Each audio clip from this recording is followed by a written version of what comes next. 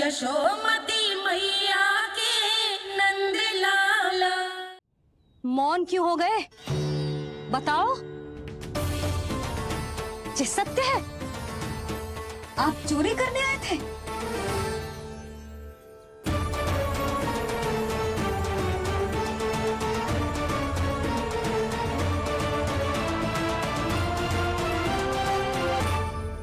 बच गए। बच गए। आप तो मेरे मायके से भी ना आए हो, है ना? आपकी इतनी सेवा की मैंने, आपकी औषधि, आपका भोजन, ये सब किया मैंने। आपको अपने पिता के समान माना और मेरे स्नेह के बदले जेल लौटाया आपने। आपको तनिक भी लज्जा ना आई? आपने मेरी ममता का उपहास उड़ाया है। एक स्त्री की भावनाओं का अपमान क्यों है आपने?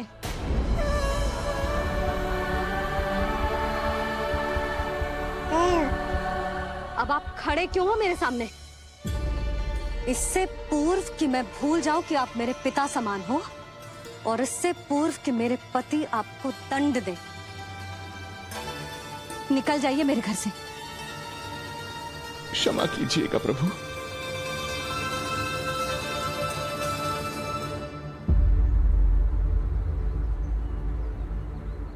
इसे ऐसे तो नहीं जाने दे सकते ना नंद। इसके कर्मों का कुछ तो दंड देना होगा इसे। दंड में लगो भैया, कंस देगो दंड देने।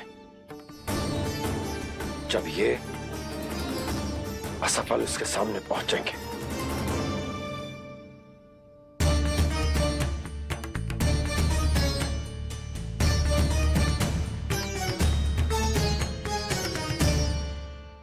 हमें पता है किसने भेजो है तुम्हें। हो सके तो मुझे क्षमा कर दीजिएगा नंदराज।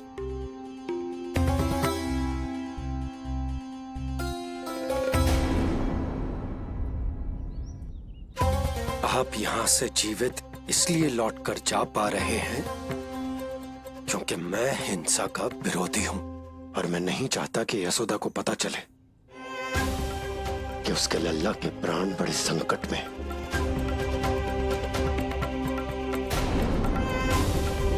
पर अब ध्यान रहे महाराज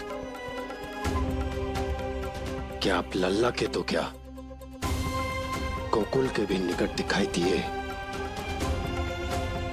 तो मैं वो कर बैठूंगा जो मैंने आज तक ना की हो।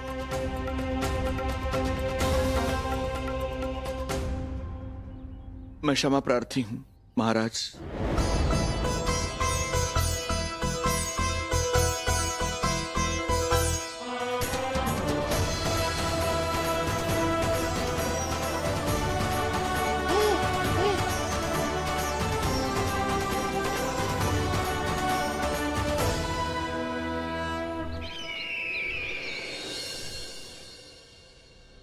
आप मौन क्यों हैं? कुछ कीजिए। ऐसा लग रहा है कि आपका ये अस्त्र भी असफल हो जाएगा। इतने दिन बीत गए हैं, अभी तक लौटा नहीं है, ना ही कोई सूचना भिजवाई है। सूक्ष्म बुद्धि श्रीधर, इसके रक्त में पराजय है ही नहीं, क्योंकि वो शक्ति से नहीं छल से कार्य करता है। विष्णु जैसे छलिए के लिए सूक्ष्म बुद्धि श्रीधर से अधिक उपयुक्त कोई हो ही नहीं सकता। महाराज,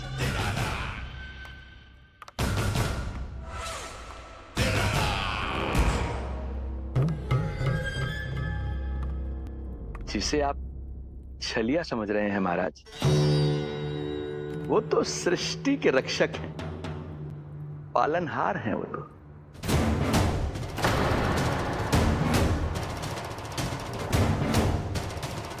मेरी बात मान लीजिए महाराज, उनके प्राण लेने का प्रण त्याग कर अपने मन के अंधकार के प्राण लीजिए। स्वीकार कर लीजिए उनकी कृपा। मस्तिष्क फिर गया है क्या? मस्तिष्क फिर नहीं गया है महाराज, बल्कि जीवन में पहली बार सही कार्य कर रहा है। और उनका सत्य आप भी जितना शीघ्र जान लेंगे उतना ही अच्छा है आपके लिए। कैसा सत्य?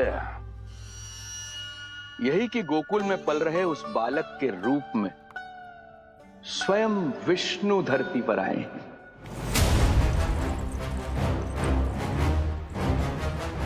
यदि तुम ये सत्य जानते हो तो हत्या क्यों नहीं की उसकी?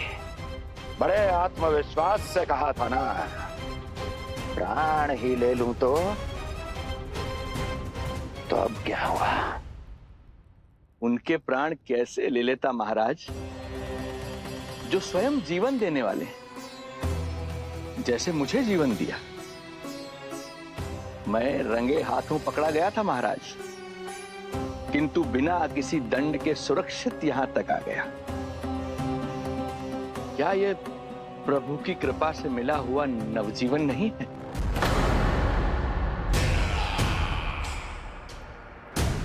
ये आपके सामने आपके शत्रु का गुणगान किए जा रहा है और आप अभी भी मौन हैं।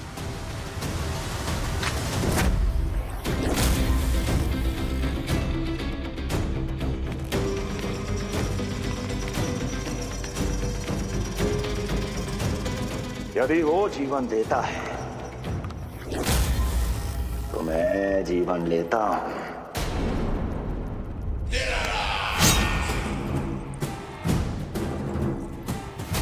अब तेरा जीवन लूंगा यदि फिर से उसका बखान किया तो।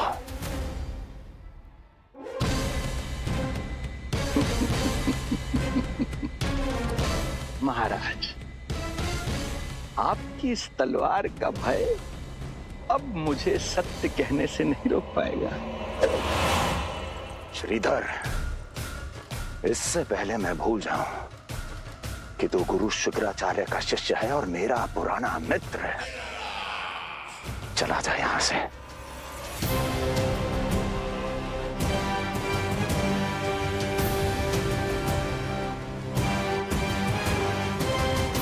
चला जा। ओम नमो भगवते वासुदेवाय। ओम नमो भगवते वासुदेवाय।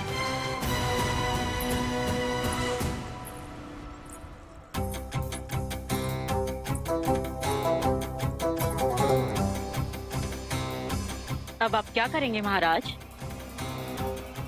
आपकी ये चाल तो असफल हो गई। कैसे कैसे असफल हुई मेरी ये चाल अस्ति? इसे विष्णु के अवतार का सत्य पता करने के लिए ही तो बुलाया था मैंने, और वो सत्य मेरे सामने है कि विष्णु का अवतार कौन है और कहां है।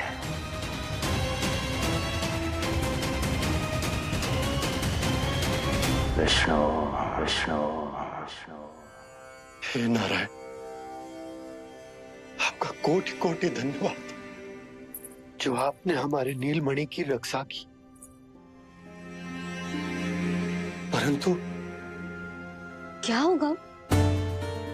हाँ,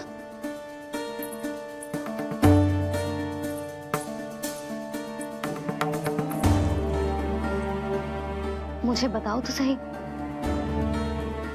कुछ तो अवश्य है जो आप छुपा रहे हो। आपको इससे पूर्व कभी ऐसी चिंता और क्रोध में तो ना देखो है मैंने। मुझे बताओ तो क्या बात है जो आपको ऐसे भीतर ही भीतर खाए जा रही है? जो भी है मैं संभाल लूंगा। बात को समझो यशोदा, मैं तुम्हें ना बता सकता। आप अपनी पत्नी को भी ना बता सकते? मैं अर्धांगिनी हूँ आपकी, मुझसे तो साझा करो। हो सकता है आपका दुख, चिंता, आपकी पीड़ा बांट पाऊं मैं। बताओ तो क्या हुआ है? सब बात तुम्हें बताऊं जो आवश्यक ना है यशोदा।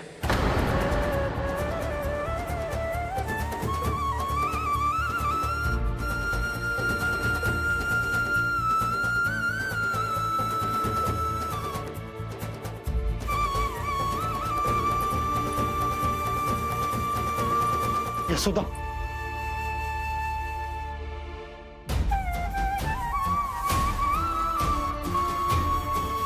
जब पति अपने मन का रहस्य अपनी पत्नी से भी साझा न कर सके तो उनके एक दूसरे से बात करने का लाभ है क्या?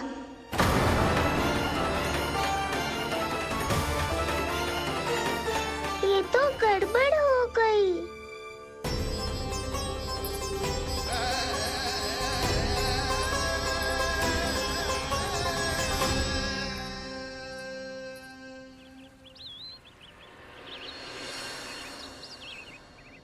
अब जे आएंगे और अपनी मीठी मीठी बातों से मुझे मनाने का प्रयत्न करेंगे।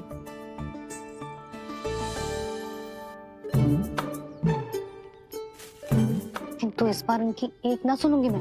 हाँ, यशोदा, यशोदा, यशोदा, मेरी बात तो सुनो। यशोदा,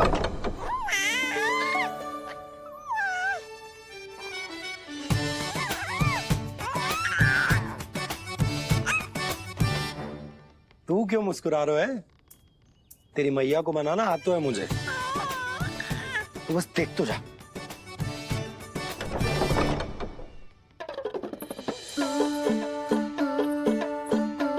वाह, इतनी शीघ्र हार मान गए। तू क्यों मंद मंद मुस्कुरा रहे? क्योंकि आपका क्रोध भी बड़ा मनोहर है मैया। देखियो लल्ला, इस बार तेरे बाबा बिल्कुल ना मना पाएंगे मुझे। हाँ,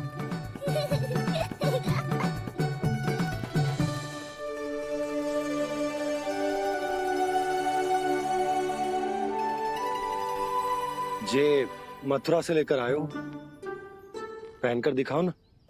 लल्ला मैं अभी आई। हाँ, यशोदा, यशोदा देख तो लो।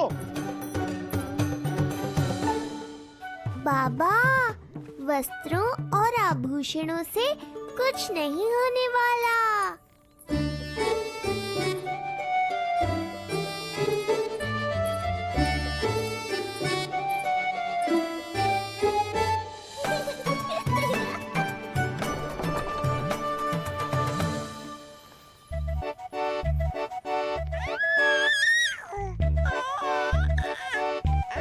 तू क्यों खिलखिला रहा है?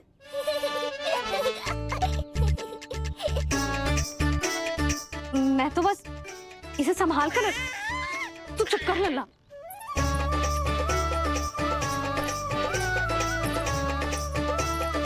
देखा लल्ला, बस तेरी मैया मानने ही वाली। उपहार मिल गया है, अब तो देखना कैसे मेरी पसंद का भोजन कराएगी। आहा, भोजन में स्वाद चाहिए तो मनाने का कोई और ढंग खोजना पड़ेगा। यशोदा, तीव्र भूख लगी है।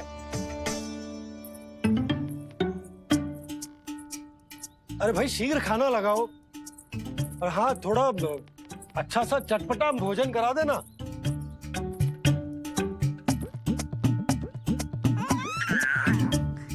अब देखना अच्छे अच्छे पकवान लेकर आएगी।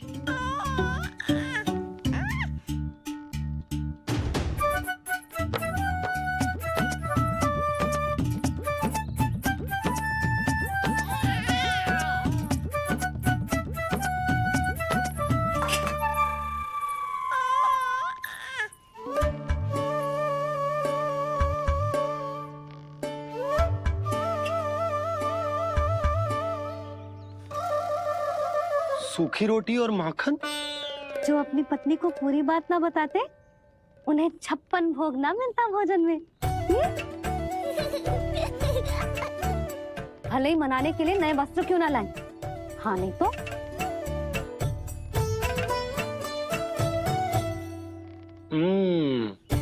वाह, ये सूखी रोटी और माखन में भी क्या स्वाद है। बस भोजन के साथ तुम ऐसी दो मीठी बातें कर लेती तो आनंद आ जाता। आनंद तो कछुआ पतियों को अपने पत्नियों से बातें छुपाने में भी बहुत आता है लल्ला। देख लल्ला, जब तू बड़ा हो जाएगा ना तो अपनी जीवन संगनी से सब कुछ बताइयो, कुछ भी छुपाइयो मत।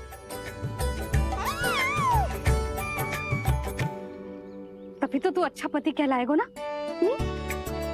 ना तो रूखी सूखी मिलेगी खाने में। हाँ,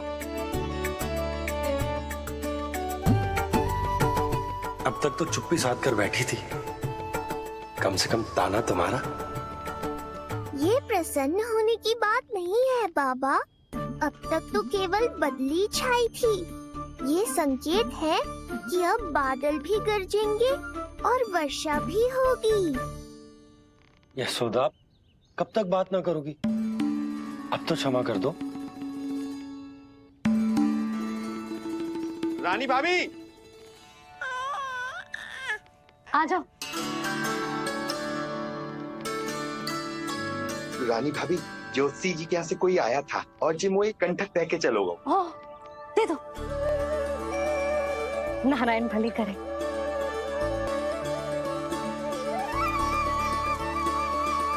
कंठक किस लिए? तुझ पर इतने संकट आ रहे हैं ना लल्ला, इसीलिए ज्योतिषी जी से कह के ये यंत्र वाला कंठक मंगवाया तेरे लिए।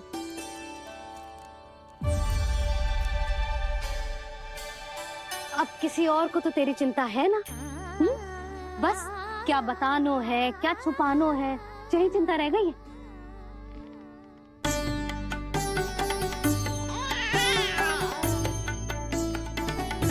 यशोदा, चिंता मुझे भी।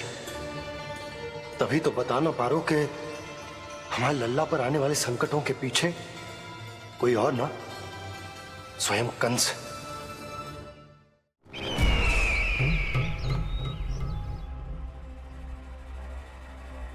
और उनका सत्य आप भी जितना शीघ्र जान लेंगे उतना ही अच्छा है आपके लिए।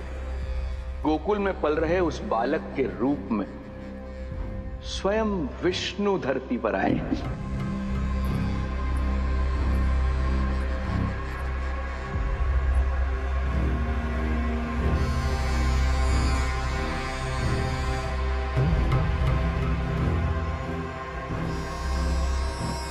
स्वामी, लगता है रात्रि भर नींद नहीं आई है आपको।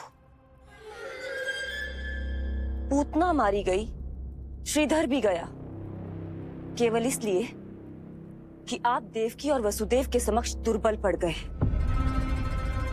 संतानों के जन्म के लिए आपने उन दोनों को जीवित छोड़ दिया। आपसे छल करके वो दोनों आनंद में हैं और आप सही से विश्राम तक नहीं कर पा रहे हैं।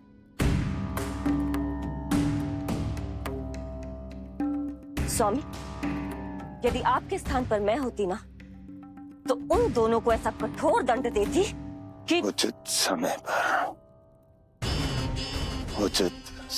पर हस्ती है। पहले मैं उन दोनों के उस मायावी बालक का वध करूंगा, फिर उन दोनों को अपने पैरों के तले कुचल दूंगा मैं। किंतु जब तक ऐसा नहीं होता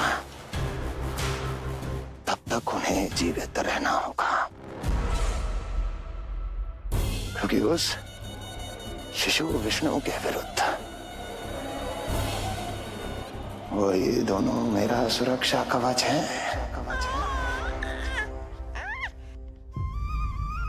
चिंता करो कंस मामा, आपका ध्यान अपने ऊपर से हटने दूंगा, तभी तो कुछ और सोच पाओगे। पुत्र होने का दायित्व मुझे दोनों के प्रति निभाना होगा, चाहे वो मुझे जन्म देने वाले माता पिता हो या मेरा लालन पालन करने वाले मैया और बाबा, जो इस समय युद्ध के लिए तैयार है।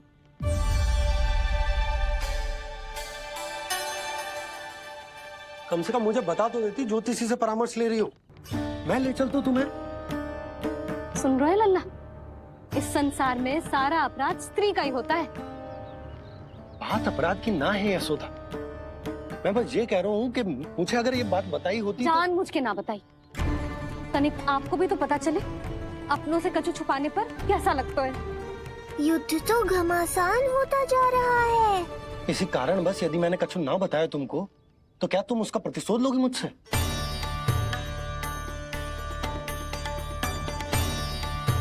हे नारायण, ये क्या कहना चाहते हैं?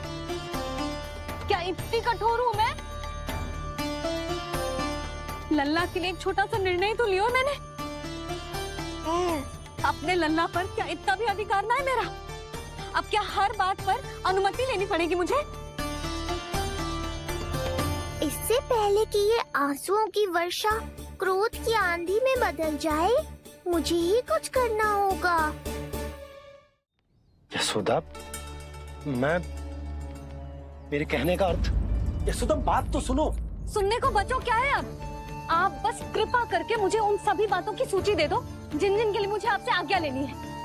उठना, बैठना, खाना, पीना सब आपसे पूछ कर ही करूंगी अब। अरे आप बोलो तो। क्या हुआ? देखो आपने।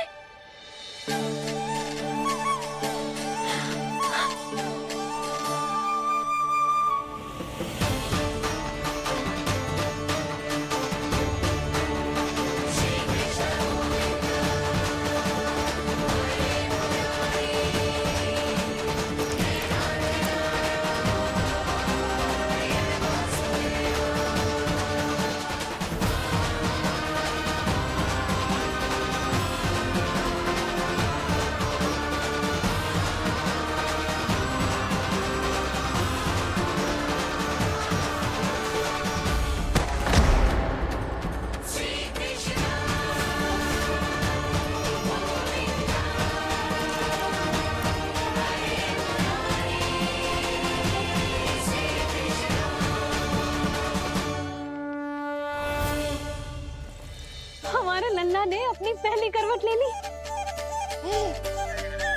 बहुत सही समय पर ली है। हमारा झगड़ा भी समाप्त करवा दियो।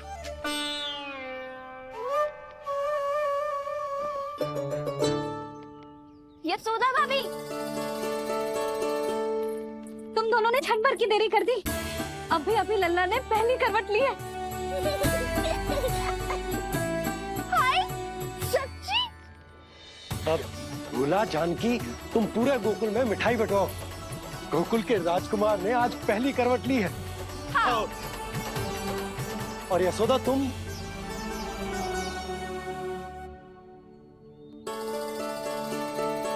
यशोदा,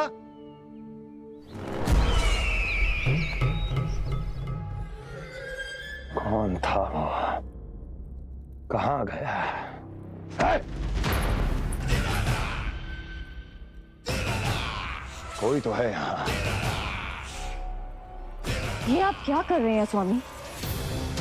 कोई तो था, किसी ने तो मुझे धक्का दिया है। ये संभव नहीं है महाराज। इस कक्ष की सुरक्षा इतनी कड़ी है कि एक चींटी भी बिना सुरक्षा जांच के भीतर प्रवेश नहीं कर सकती। किंतु ऐसा हो सकता है जब वो विष्णु अपनी माया का प्रयोग करे।